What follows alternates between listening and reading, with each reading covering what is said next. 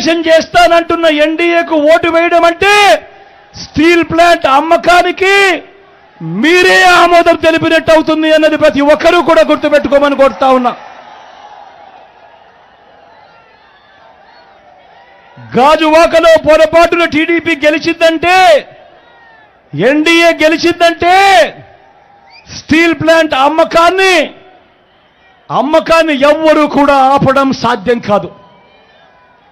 ఎందుకనంటే వాళ్ళు దీన్నే ఎన్నికల రెఫరెండంగా తీసుకుంటారు.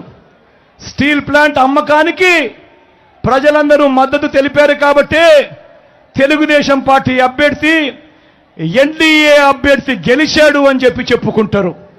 ప్రతి ఒక్కరూ కూడా ఆలోచన చేసుకోమని చెప్తా ఉన్నా, ప్రతి ఒక్కరూ కూడా గుర్తుపెట్టుకోమని చెప్తా ఉన్నా ఈ అంశాన్ని. దాని తర్వాత జగన్ ఆపడానికి ఎంత ప్రయత్నం చేసినా కూడా